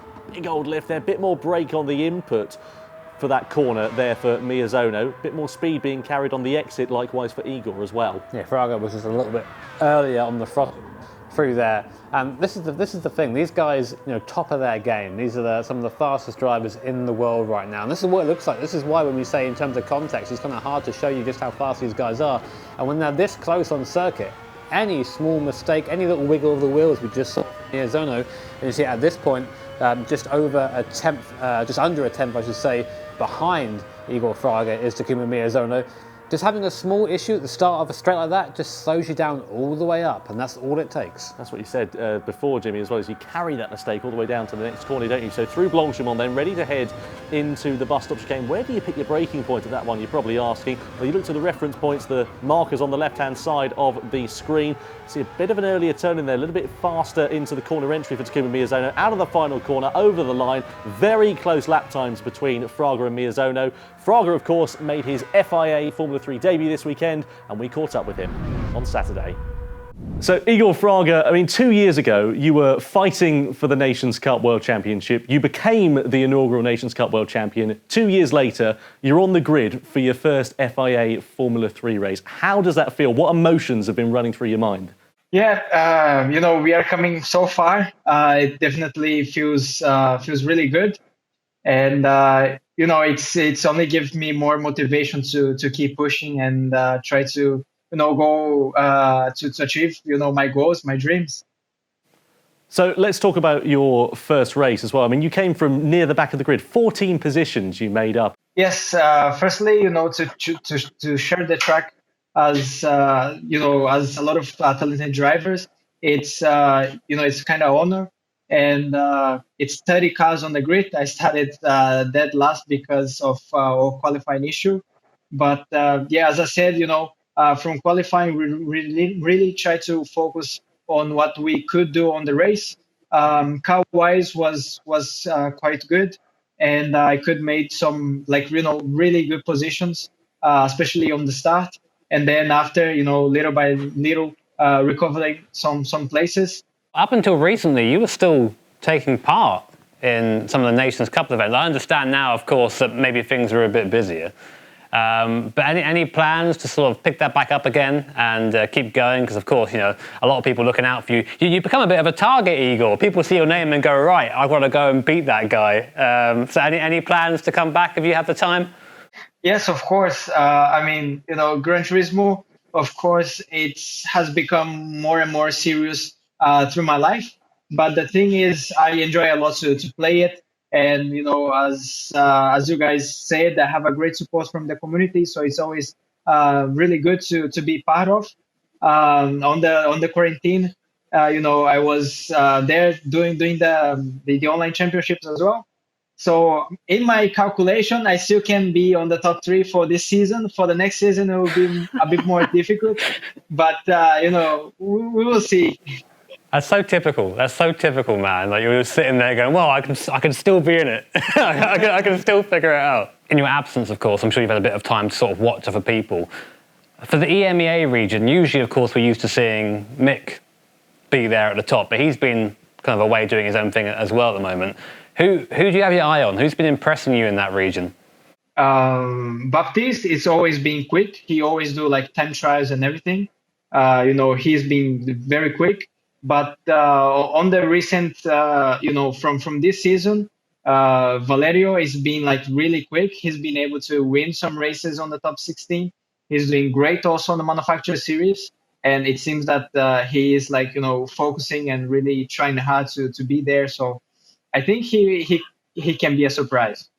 Good stuff. Well, Igor, very best of luck this weekend at Austria. We look forward to seeing your progress. And first of all, and from everybody here, thank you so much for taking the time to catch up with us. And we'll see you again soon, I'm sure. Thank you very much, and I also want to appreciate, everyone's support from the community, from everyone around the Gran Turismo community. So yeah, it's been, really, really good, and I will keep pushing as hard as I can here. So our focus does shift over to the Manufacturer Series after the Nations Cup racing we saw take place a little bit earlier on. This, of course, is a battle between manufacturers as opposed to the different nations. Bit of a different task for these drivers, and this race in particular is looking pretty exciting. Now you can tell it's manufacturers because a man has come and changed our bulbs for us. We now have a nice red background. It's nice that that happens as well. Still hasn't changed your hairstyle, though. You got to stop, man. I'm calling HR. All right, we're getting this done. Have a word, William. Have a word. Of course, this Nürburgring 24-hour circuit is where we're going to be placed for the Group 3 race for round 20. That's coming up in a few moments' time. Let's take a look at the championship standings after 19 rounds, the penultimate part of our online season. Then you can see behind us, by the power of magic and technology as well, Baptiste Beauvoir at the top of the order for the manufacturers for Mercedes-Benz. Mikael Hazal also looking pretty close up there as well. Very close between a lot of these drivers, actually. I feel like a weatherman. Like in the bottom half of the field, it's quite tight. Some of those guys are a lot better than us. But I guess the big one to watch, of course, is going to be Baptiste Beauvoir, leader currently of nations. If he can get the double whammy, I think that's his last round to do that. So looking very good for him. Yeah, and this Nürburgring 24-hour circuit is a unique challenge. Not actually that many overtaking spots, despite the layout of the circuit, making some people think otherwise. No, I mean, we have, of course, circuit map coming up for you guys at the moment. And the big thing about this is all the overtaking realistically happens on the GP circuit, and then on the back straight, that massive long straight there on the Dot and Jehoa. And again, I'm going to say it, Tom, mate, it's 100% the pig's head. Look at it. It just isn't. Little pig, I mean, what is in your glasses? What have you been looking at? It's not at all. Goodness me. 100%, man. But a bit of elevation change there between the highest point of the circuit and the lowest, 300 metres in fact. But you know what? You don't really notice it because you're just busy hanging on for dear life around there. Very tricky circuit, very hard to master. I'm sure these drivers are going to be hanging on throughout it as well. So, given this circuit is a track that you know particularly well, Jimmy, what's your favourite part of it? Well, my favourite part of the circuit is the last part. It's very fast, very quick, very winding. When you get it right, it just feels fantastic. But it took me a super long time to be able to do that. Luckily, for you guys at home, there is a feature in GT Sport called the Circuit Experience, and I tried it out earlier on. So one thing that I get asked a ton in my spare time is, Jimmy, how do you learn circuits? I mean, the true answer is I never really do. I just sort of wing it. But if you're really serious about doing that, then GT has this really nice feature involved to help you learn how to drive around circuits and how to get them in one piece. That's the circuit experience mode. So what this does is it helps learn little parts of the circuit, because a lap of this circuit is what, 8.5 minutes long, 8 minutes long for that past the GP circuit. You ain't got time to just go around over and over again to try and find and maximise each corner, so this helps you do that. And you know the best part about these experiences is if we go up into the top right corner here, we can play an official video, and it's voiced by none other than Mr. Tom Brooks. So we get to wait for it. At the mini carousel, which has a similar shape to the Caracciola carousel, start your braking just At the mini carousel. inside curbstone start. I've got to tell him, it's not called a curbstone. No one calls it a curbstone. So, track's loaded, so we're going to go out there and give it our best shot, try and beat my old time of 43.5. As you can see, similar to the old school licence test, there are different prize levels, so gold, silver and bronze, and you earn a bit of money from it as well. So if you may be starting out on GT Sport, want to get a few credits and learn tracks at the same time, probably a good idea to jump in and do these. Time to embarrass myself. I love doing this. This is now my professional job, to embarrass myself on Gran Turismo. So, we're just starting after what I like to refer to as YouTube Corner. And this section through here, as described by many race drivers, separates the good drivers from the great drivers. So of course I'm very much lumped in with below good. And you're seeing already that we get just chucked straight into the lap. We get to practice this section straight away. We haven't got to do 6 minutes of outlap before we get here. And it's a great way of just really nailing each section, especially if you're completely new to the circuit. Because for me, when I started, the Nordschleife was sort of blended into one crazy roller coaster. Of course, now it's a bit different, but it really helps you just focus on what you're doing. So we're coming up now to the end. Did I beat my last time? No, I did not. I only just got gold, so I was 1.5 seconds slower than my best time through there. But again, that's just lack of experience. But the best thing about it is if I want to go try that again, try a bit of circuit again, I just press reset and I have not got to do the full lap. So if you're wondering how to learn a long circuit like the Nordschleife or Saint-Croix, as we of course have seen today, then Circuit Experience, place to go. So coming to the end of qualifying then, Rick Kevelan down the Dossinger Her on his flying lap in the Toyota Supra. Will it be enough for him? He's going to be the first man across the line though here, Jimmy. I don't know if that's a position he's going to want to be in though. Yeah, you always find yourself when you're first over the line thinking, was that good enough? I have no idea. And of course here as well, you only get one here at the Nordschleife. It's such a long one, over 8 minutes of course, and sitting down the Dossinger Her feels like you're almost taking a break going down there. So here we are, Rick Kevelan coming now to the last part of that in that Toyota Supra. Great diversity here in the field as well. 15 different manufacturers in the 16 there, and Rick here setting a very quick last sector.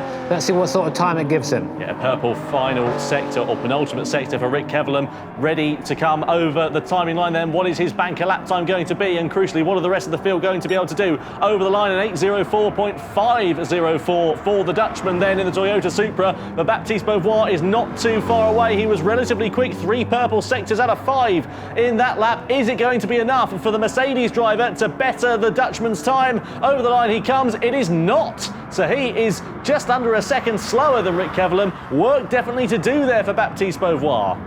Mouchin as well comes across the line. He goes. Here comes Florian Pagenet in the Citroën. Can he go quicker? No, 4th place for him. Rodriguez is next in the first of the Audis. He goes up into 3rd place in 8:05.5. Still a full second of Rick Kevelan. Here comes Ferrari, Velasco there. Can he go quicker? This is the thing, you just have to wait and see. It's such a long lap here. So many chances to make mistakes and make up time, even right down to the line here. 170 mile an hour coming into this last braking zone. Hammer the brakes here. Try and straight line it best you can. Get it nice and neat and tight to an exit, and then drive to the line. Hasn't been anything to write home about on this lap here for Velasco. I don't know if he's going to be able to do anything to upset the apple cart. Might be able to put him a little bit further up the order than 6th position at the moment. Over the line he comes. It is not, and he loses time. He will start at least 6th, best, 6th fastest, I should say, but he's a little bit of a way off of the rest of the field. Now, what about Martin Grady? He's driven that Audi for a very long time. He knows it inside out. All of its quirks, but we know it's not necessarily the quickest car over one lap, and he's going to have to pull in the lap of his life to try and get himself up the sharp end. He was saying earlier on to me that he's not really a big fan of the Nordschleife circuit. Funnily enough, he doesn't find it easy to practice here, and of course, as you can imagine why, it's a massive lap, over 8 minutes. One mistake and you have to start it all over again. So Martin Grady, his main competition really is Rodriguez, the other Audi drivers, an 8:05.5, not a slow time at all. What can Grady do though? So he comes over now to the timing line in the Audi, a bit damage there to the front of that car, so I think it's been off the track somewhere. That might indicate a slower lap time. He comes across the line, and it is an 8:14.4. Martin, miles off the pace. Yeah, he must have had some contact with the wall there. Not ideal at all. What about Abraham Hagen, though? Look at him in 9th place. He's had the advantage of the slipstream of Adam Tapai's Ford over the course of that lap. Here they come, the duo, through the final corner. Over the timing line then, Adam Tapai, 8th at the moment, hasn't set his representative lap time. Where will it put him on the grid? Where will Abraham Hagen go there as well? So Tapai goes to 8th fastest as Abraham Hagen slots himself into 7th position. Lots of lap times now coming in. Francis McGinn goes into 10th quickest for Lamborghini. Is up to 10th place as well for BMW. So, a few more lap times ready to come in here at the end of this one. Jose Brea, Nikita Moisov ready to set their times, as well as Valerio Gallo. Nothing to write home about for Brea. What about Moisov then for Aston? And he goes to the top of the timing sheets right at the end of that session. Hugely impressive lap time there for Nikita Moisov. Now all eyes are on Valerio Gallo. He was quick in the middle part of the lap, Jimmy. Has he lost time though? We'll have to wait and see. It's looking like a decent lap. It should at least, I think, be top 5 by my understanding. So here comes Gallo then, last car across the line in the Honda NSX. It's been a good pairing, the Italian and the Japanese brand. What can we do here in qualifying at the Nürburgring? Goes up to pole position, snags it right at the last moment. That's how you do it. 8:04.3, Gallo on pole position for Honda. Well, very impressive qualifying then from these drivers. Before the race starts though, let's just have a quick overview of the race details. As you can see on screen behind us, as we know, of course, Group 3 cars, racing hard medium tyres available for them. 3 laps for this one. They must run at least 2 compounds of tyre, both compounds, so it's going to be interesting. Yeah, so 1 stop, 2 laps on the medium, 1 stop on the hard is probably what we're going to be seeing in terms of strategy. 16 drivers take to the grid for the Manufacturers Series race. Round 20 of the top 16 superstars for the EMEA region. Valerio Gallo, the Italian, lines up on pole position with that incredible lap at the end of that qualifying session. The Czech driver, Nikita Moisov, in the Aston V12 Vantage, is second. Rick Kevelam, good lap from him in the Toyota, head of the second row of the grid in third. Baptiste Beauvoir fighting at the top of the order, as we know, in P4. P5, Manuel Rodriguez, the Spaniard for the Audi team. In sixth position, Alex Moussen, the Spaniard as well, in the Volkswagen. Florent Pangenet in seventh position in the Citroën. And then P8 on the grid is Velasco, the British driver, in the Italian machine. The Ferrari 458 lines up P8 ahead of his fellow compatriot Abraham Hagen in P9, the Mazda Atenza. Completing the top 10 is Adam Tapai in the Ford GT. 11th position is Villa, the Frenchman, in the Nissan GTR. Alongside him is Coque Lopez in P12. The BMW a bit further down the order than he'd have liked. Francis McGinn is in 13th position in the Lamborghini Huracan. P14 on the grid, Martin Grady. A lot of work for him to do quite far down the order. The final row of the grid is Zafix MJM in the Porsche 911. And then 16th and last place is Jose Brea in the second of the Citroën GTs on the grid then here. Yeah, qualifying is actually quite important around here. So those who made mistakes in that lap, Grady, Sifix and Brea, of course, are really going to be suffering through the first part. Quite a long run down here to the start-finish line. So a little bit of time for our drivers to get composed, maybe think of their strategy plans. In terms of strategy, top 7 drivers opting for that medium compound tyre, so trying to go for a fast start, as we often see in these races, and the rest going for the hard compound. Moisov there will be a little bit upset. I think he was pipped to the pole position time right at the last second, but a great lap from Gallo there gives him first run at the Nordschleife. Let's see what's going to happen then. 3 laps of this Nürburgring Nordschleife. It doesn't sound like a lot. It's going to take a bit of time. It's going to be a thinking man's race, this one as well. It could come all down to strategy. Do you pit at the end of the first lap? Do you pit before the final lap? Let's see what happens then. Valerio Gallo, the Italian driver for Honda, will lead the field over the timing line as we get ready then to get round 20 of the top 16 superstars for the EMEA region underway then here at the Nürburgring. We're racing in the Manufacturers Series for the final time in stage 2 of the online season. Gallo leads the field over the line. Nikita Moisov, Rick Kevelam, all slotting into the slipstream very close behind as they all try and get an advantage over their competitors. Down into the first braking zone of the first corner. Is anybody going to think about a move being made into there? It's a very long lap here, of course. It's crucial that you're patient with these drivers and don't get involved in too many squabbles, but Manuel Rodriguez is into some squabbles. He's into 5th place. Moussen down into 6th and coming under pressure from Pongenet, the Frenchman, there as well. So looks like the Spaniard is potentially set to go backwards in the opening series of this lap, but a good start there from the top 5 at least, getting away pretty cleanly. Yeah, that's what they need to do. If you're on a medium runner, you do not want to be losing any places to anyone on the hard compound attack. That's going to ruin your race pretty much straight away. Rodriguez there in the Audi. So go back to Rick Kevelam. He had a good lap as well, qualifying wise, of course, up there in third. That Toyota, pretty quick around here, we've seen. The Supra seems to have got a nice bit of a buff from a recent BOP upgrade, so it seems to be running up the field a bit more. Gallo, Moisov, Kevelam, Beauvoir in there as well. We'll be looking to try and join this top 3, the top 3 breaking away ever so slightly. And of course, now we're getting to the end of the GP circuit and we get on to the Nordschleife proper, the Northern Loop. It differs entirely from this GP circuit, quite new, quite modern, designed for Formula 1 racing, whereas the Nordschleife, well, take what you want round there.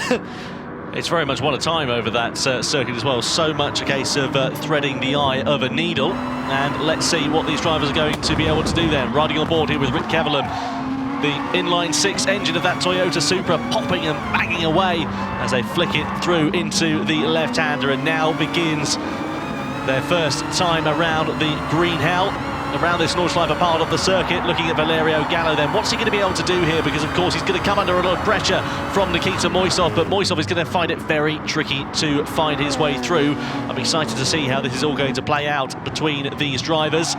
See a bit of a long snake sneaking on through these corners as they begin to put the pressure on to one another, and it'll be interesting to see how much these gaps begin to fluctuate over the course of this first lap. So here we are, big drafting zone now coming up to the Flugplatz. Very easy to have the front of the car lift up if you're a bit request over the top of this Gallo flat. Of course, his car very well Attached to the ground there, downforce pushing down over the car, keeping it flat to the ground. We now come towards Arenberg down this kind of long mini straight. Moisov's going to be getting a nice long tow through there, as is Kevlin, as is Beauvoir, but Gallo there hugs the middle of the circuit, around this kink and then hard on the brakes through this long run hand. You want to try and hug the inside of the curb and let the car very gently run out to the left hand, almost just release the steering, and then keep the car as straight as possible as you plunge down the hill into the forest. I've had the pleasure of doing it in real life. It's an amazing sensation. Captured very well here in GT Sport. Then we go back up again through the compression over the curb, and inside they jump. Cars get a little bit unsteady there if you're being a bit too aggressive, but the top 5 handling it very well. A little bit further down the order, pretty close between some of those drivers, especially outside of the top 10. They're all running pretty nose to tail at the moment. The crucial question is here for these drivers, they're going to strike at some point. We know that they are, but when do you strike? When do you find that opportunity to pounce? That's the thing we want to know, and it's quite early in the day to go risking a lunge up the inside. That's the sort of thing you want to think about on the final lap, but generally around the Dottinger, around that long straight is when the best opportunity to find your way past another competitor is, and that's probably where we'll see some moves being made. At the moment though, we're just seeing these drivers, as I said earlier on, threading the eye of a needle at over 100 miles an hour through these corners. The precision and just the time and practice that they put into this is simply incredible, really, more than anything. They are so dedicated to the cause here in this Manufacturer Series event. As you need to be. It's almost a requisite at this point, because if you aren't practicing, the guy behind you definitely will be. And let's talk strategy for a second, because we did say the tyre strategy is quite simple. The fuel strategy, though, a bit more complex. You said for the fuel round here, which you can do quite easily by following the guy in front of you, maybe just lifting a little bit on the straight, not going for the passes when you need to, and just short shifting. If you save that little bit of fuel, your pit stop's going to be substantially shorter than the guy in front of you, and you might be able to jump in the pits. So being second or third now might not be too bad for these guys if they can just use the draft and save a bit of fuel behind Gallo. Can I just say how lovely this is the Aston Martin fighting at the sharp end of the field as well. Nikita Moisov doing a very good job. We know how Aston been a bit in the wars over the last 12 months or so in our World Tour events, at least, with the likes of Nick McMillan and so on driving for them. They were pretty quick in the opening World Tour event of 2019 back in Paris, finished on the podium there, of course, but other than that, they had nothing really to write home about throughout the year.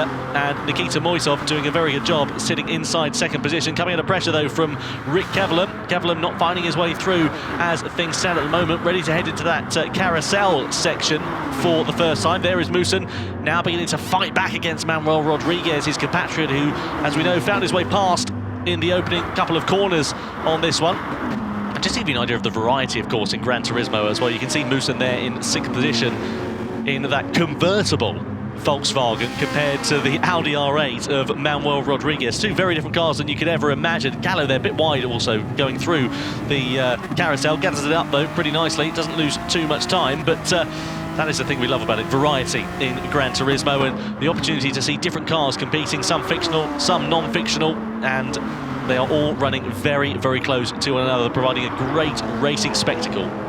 The problem is round here, even if you do make a little bit of a mistake and you're Valerio Gallo there going a bit too deep into the carousel, not really anywhere to get by unless you really force the issue, as we've seen in kind of other events right now. But again, the top 4, top 5, top 6 even snaking down this last section. It's a great piece of racetrack. It's, I think, one of the best pieces of track in the world. I know I harp on about it, but you know what, that's how you know it's good. But here is Gallo still leading the way, coming through the middle sector now. This is where having maybe a mid-engine car will suit you a bit better, because it just rotates a little bit easier than the front-engine cars through this section. And with all the changes of direction, all the different camber, all the different elevations, just having that little bit more rotation in the car is going to prove to be a bit easier.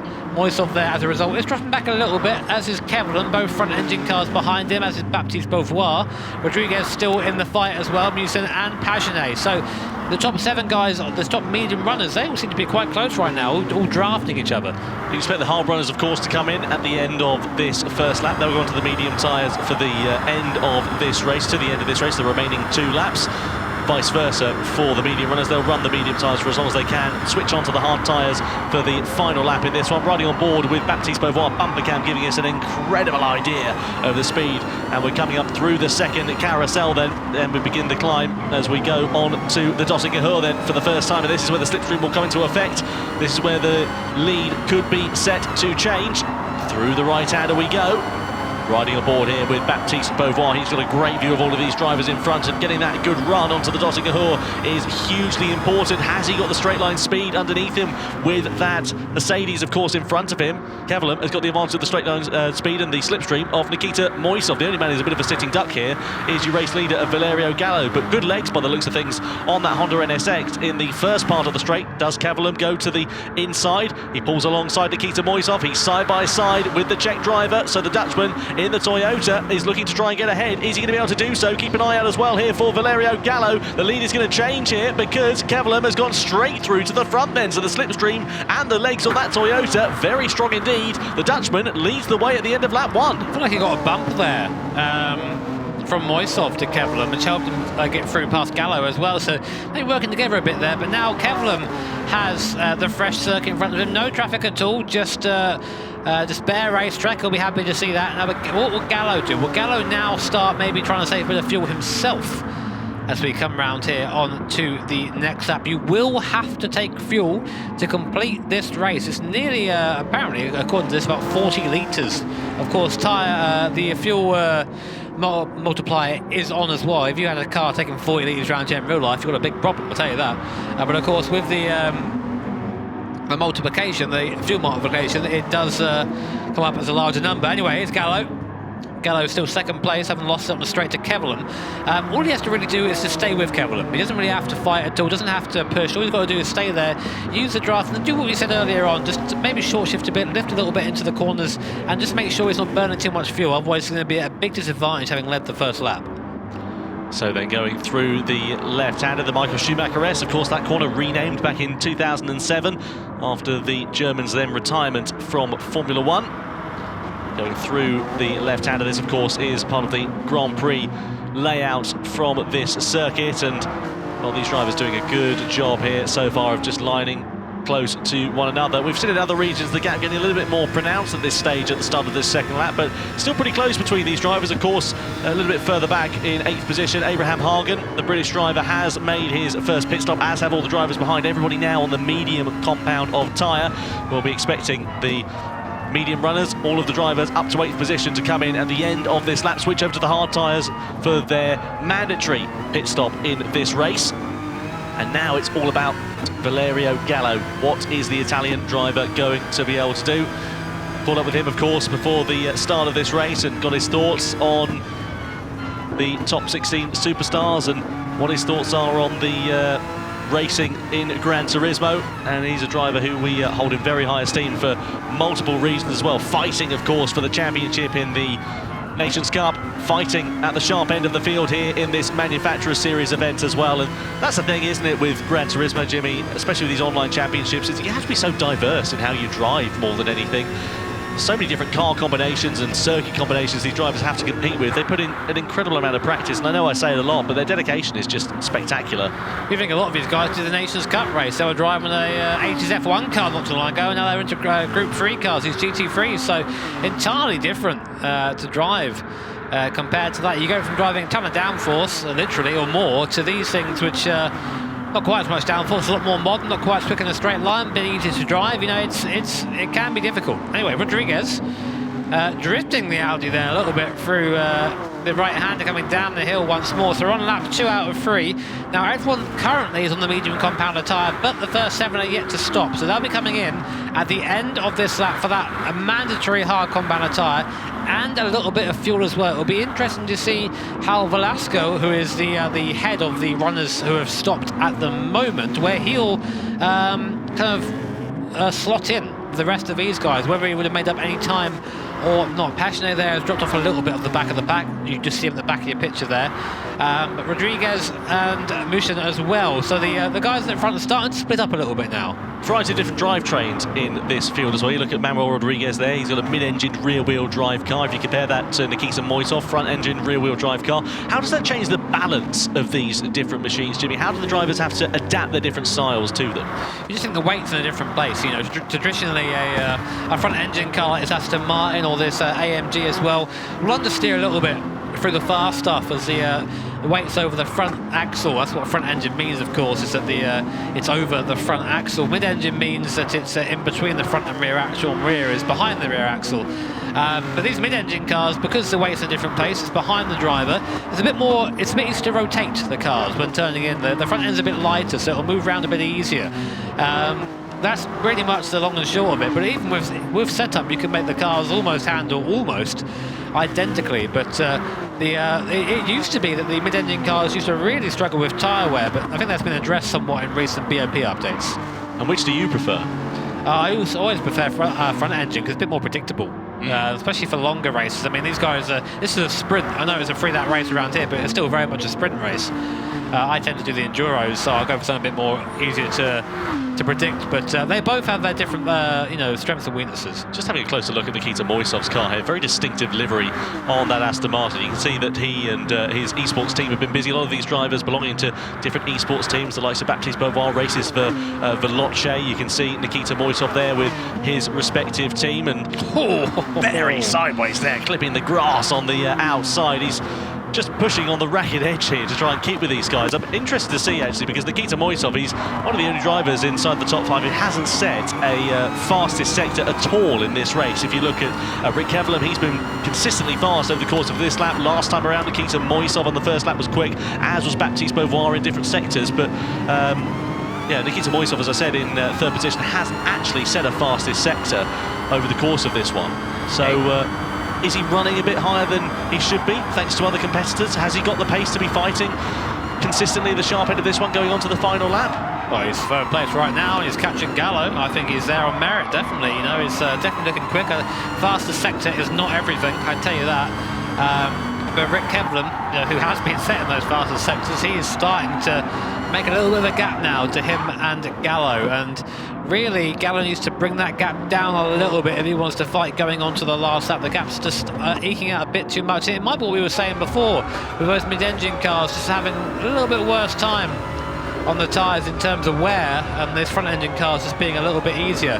Here is Rick Kevelam, a little bit sideways there, coming out of the right-hander. Easy just to put a wheel on the grass and the gravel here and get the car moving in a way that you don't quite expect it and lose time. Again, Kevelam does it, loses about 1/10.5 there to Gallo. A bit of a gift there for Valerio Gallo. He wants to be within about a second, a bit closer if he can be, coming onto the back straight, so he can draft up to the back of Kevelam and just get rid of that gap. Just been having a look at the global manufacturer ranking actually coming into this one after 19 rounds. Mercedes-Benz, out of all 5 regions we have in the FIA GT Championships, at the top of the pile on 586 points. Subaru in second place on 576. Look at the race leader of Rick Kevelam, fastest in this race, but Toyota actually down in 7th position. They're only 1 point away from overtaking Nissan, however, and just 1 point in turn ahead of BMW. So very close in the lower half of the top 10 between all of these different manufacturers. And as we know, it's the regions, the top 3 region scores that go towards them. So it's exciting stuff, actually. And this is the end of the second stage of the online season as well. Just to remind you, for these different manufacturers, they've been fighting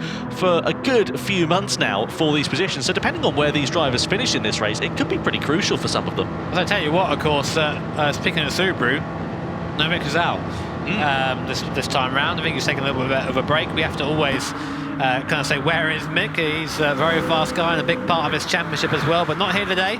Taking some time, I think, to focus on his studies. Here is Musen, though, in the VW. So this is going to be important now as to fuel. So when they come into the pit lane, watch to the right-hand side of our little tower there, the top left-hand of your screen, and we'll see how much fuel they have left, because the amount of fuel they put in the car, the longer you're stationary, the longer you're putting it in fuel, the less time you're out on circuit. So Kevelam, 14 litres. So Rick Kevelam has really had to push, but I think that probably Beauvoir and Rodriguez and all these guys, Gallo especially, is probably going to come out ahead of the Dutch driver. Let's find out. So then, out of the pit lane we come. Valerio Gallo, you're absolutely spot on there, Jimmy. You've called that one very nicely indeed. Valerio Gallo now leads the way ahead of Moisov, ahead of Beauvoir. Kevelam emerges into this race in 4th position there. So, he used a lot of fuel clearly on that first lap, and it's cost him track position here. He's got it all to do on this last one. Sometimes the quickest way to complete a race isn't just go flat out. You got to think about it sometimes, and I think this is what the guys have done. Maybe Rick Kevelam thought, oh, you know what, I can get away. These guys are slow. What's going on? Oh, I'm using all my fuel. Oh, they've all gone past me. Oh, bother. You know, I think that's what's happened. So Gallo now has 1.4 seconds, which is, you know, a nice gap Well, I say it's not a nice gap, it's still a tiny gap really, but for these guys it's a nice little gap.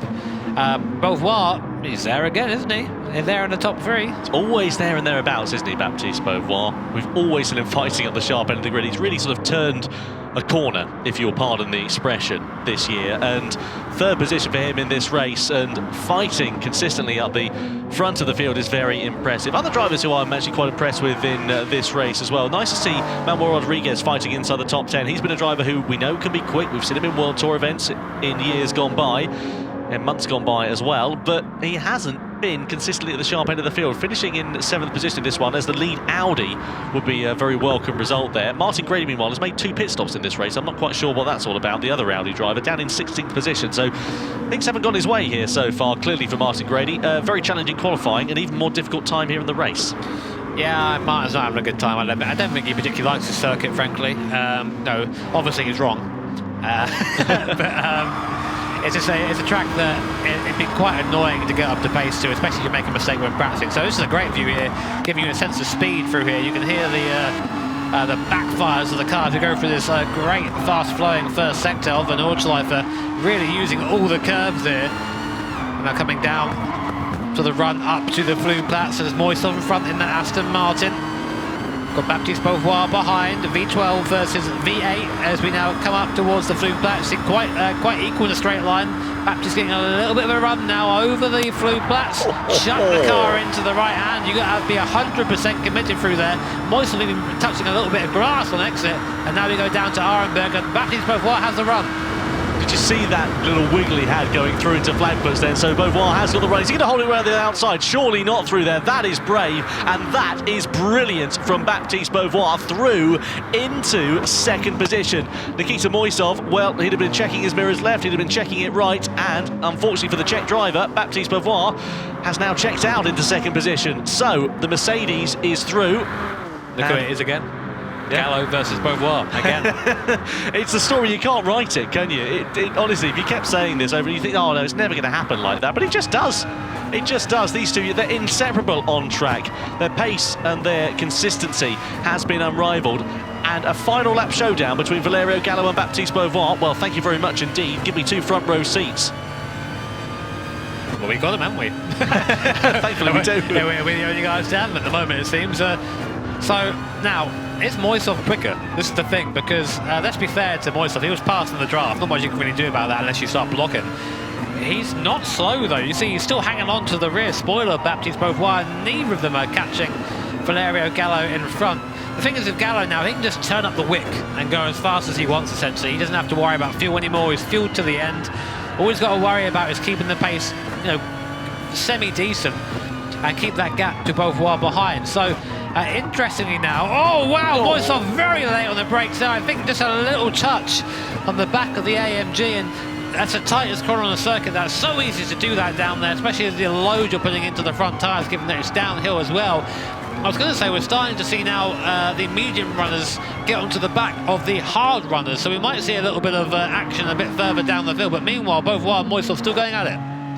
On board here then with Nikita Moisov looking to Baptiste Beauvoir through into the left-hander, which follows. Beauvoir missed a few apexes since he's found his way through into 2nd position.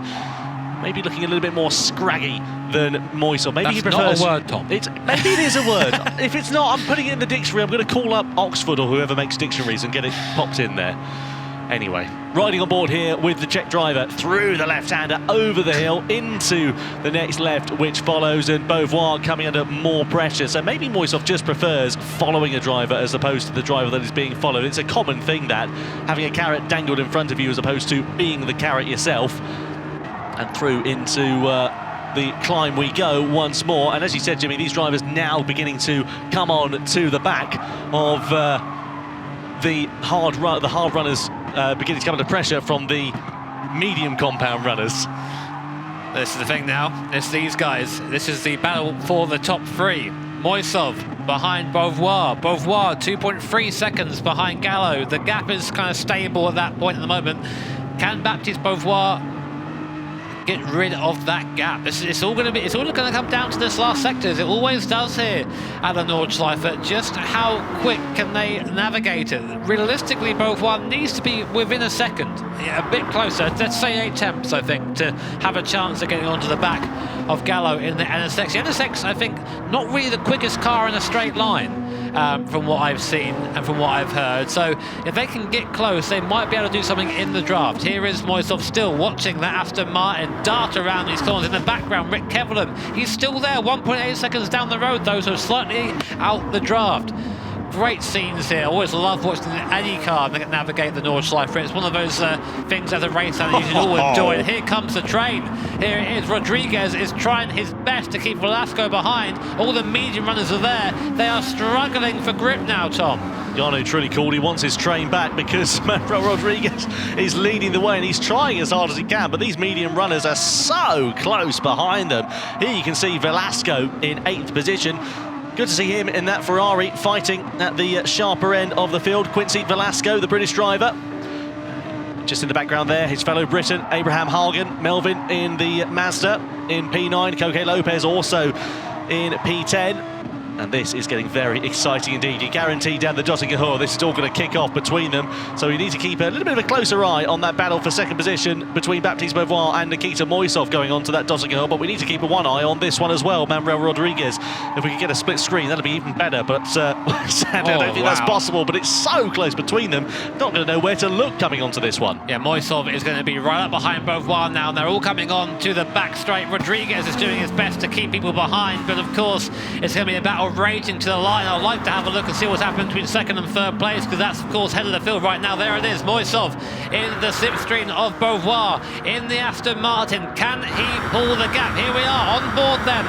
Great nose cam. Beauvoir tries to break the draft as we now come on to the last part of a lap. Moisov has the overspeed. He should be able to go around the outside here, but Beauvoir will not make it easy for him. Side by side they go down the Dottinger then. Moisov on the outside, Baptiste Beauvoir on the inside. Mercedes versus Aston Martin. Who's going to get the position? It's Moisov through into second place there with a brilliant bit of driving. Can Beauvoir retaliate in the final series of corners? Meanwhile, the race leader Valerio Gallo is coming through those series of corners and out of it now to come over the timing line to take a thoroughly well-deserved victory in the Manufacturers Series. The Italian on top for Honda. Moisov versus Beauvoir to the line, a 10th of a second separating those two drivers. And look at this train of cars for the lower half of the top 10. Oh, you don't know where to look. I think Rodriguez just held off the charge of Velasco, and then Abraham Hagen comes home ahead of Lopez, McGinn and Breyer down in 12th position. But what a very exciting finish between those medium runners.